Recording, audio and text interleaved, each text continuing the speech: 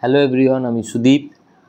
তো আমি APL core কমিটির মেম্বার একজন। তো আমাদের মধ্যে কালকে একটা মিটিং হয়েছে। তো সেই মিটিং থেকে যেভাবে ফর্ম ফিল আপের প্রগতি বা সমস্ত কিছু, সেখান থেকে আমরা একটা ডিসিশান মোটামুটি আসতে পেরেছি।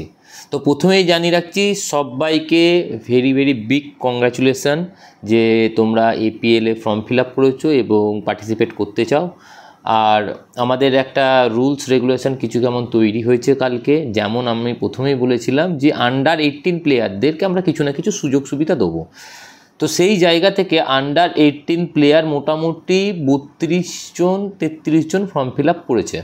তো কালকে তো ক্লোজ হয়ে গেছে, এতে এরপর চাইলেও ফর্ম ফিল আপ কেউ করতে পারবে না। তো 32-33 জন আন্ডার 18 প্লেয়ার। আমি বলেছিলাম যে ম্যাক্সিমাম 80% ছেলেকে আমি খেলাতে পারবো মোটামুটি।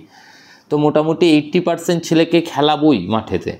তো সেই অর্থে আমাদের আন্ডার 18 যে প্লেয়ারগুলো আমাদের থাকবে, সেই প্লেয়ারগুলো সমস্ত টিমে 2 করে কেনা বাধ্যতামূলক করা হয়েছে। আর 12টা টিম পার্টিসিপেট করছে এবছর এপিএল। তো 15টা টিম করা হয়নি, কারণ প্লেয়ারদের ডিউ টু প্লেয়ারদের ফর্ম ফিল আপের যে প্রগতি বা সব কিছুর জন্য। কারণ এবছর টোটাল হয়তো 260 জন প্লেয়ার ফর্ম ফিল আপ করেছে, 60 থেকে 65 এরকম কিছু হবে। তো সেই কারণে যদি 15টা টিম করা হয় তো অকশান হবেই কী করে? যদি 200টার ওপর প্লেয়ার খেলার সুযোগই পেয়ে যায় তাহলে অকশানের কোনো ভ্যালু থাকবে না। সেই কারণে 12টা টিম করা হয়েছে। এটা হলো ফার্স্ট স্টেপ। দ্বিতীয় বলা হয়েছিল যে আন্ডার 18 প্লেয়ারদের আমরা সুযোগ সুবিধা দেবো। ওরা যখনই ফর্ম ফিল আপ করুক, আন্ডার 18 প্লেয়ারদেরকে অকশান সবার প্রথমে হবে। কারণ আন্ডার 18 প্লেয়াররা প্রতিটা টিমে দুটো করে আন্ডার 18 প্লেয়ার বাধ্যতামূলক কিনতে হবে, একটা করে ম্যাচে খেলাতেই হবে। এবার কেউ চাইলে 2টোও খেলাতে পারে, কেউ চাইলে 4টে কিনতে পারে, সেটা তাদের পার্সোনাল ব্যাপার। কিন্তু ন্যূনতম 2টো করে প্লেয়ারকে আন্ডার 18 প্লেয়ারকে প্রতিটা টিমকে কিনতে হবে বাধ্যতামূলক। এটা হলো প্রথম কথা। দ্বিতীয় কথা হচ্ছে যে 2টো করে কেনার পর প্রতিটা টিমকে একটা করে ম্যাচে খেলাতেই হবে, এটাও বাধ্যতামূলক। এটা হলো সেকেন্ড।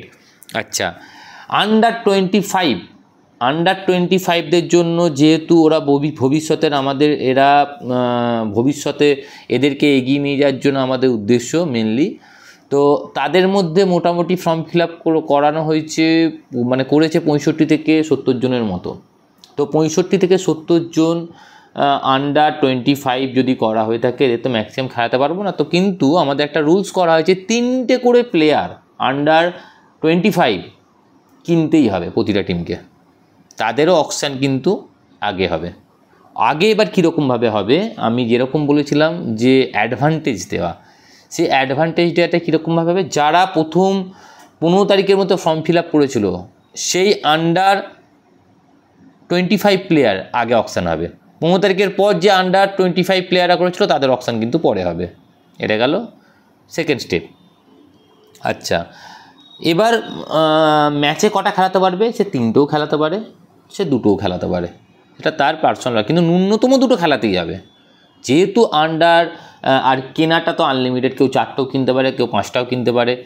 তো 3×36টা প্লেয়ার সুযোগ পেল, মানে আমাদের ফোর্সফুলি 36টা মানে 50% আন্ডার 25 ছেলেরা সুযোগ পেয়ে গেল। আন্ডার 18 কত পেল? 80%। কারণ 32 জন করলে 80% মানে 24টা মোটামুটি হয়, 24-25টা তারা সুযোগ পাচ্ছেই। এবার তারপরে যেগুলো পড়ে থাকবে আন্ডার 18 তাদের জন্য ভাবা হয়েছে, কিন্তু সেটা এখন বলবো না, সেটা অকশানের দিন সব কিছু বিচার করে আমরা ডিসিশন নেবো। এখন থেকে কিছু বলা হচ্ছে না।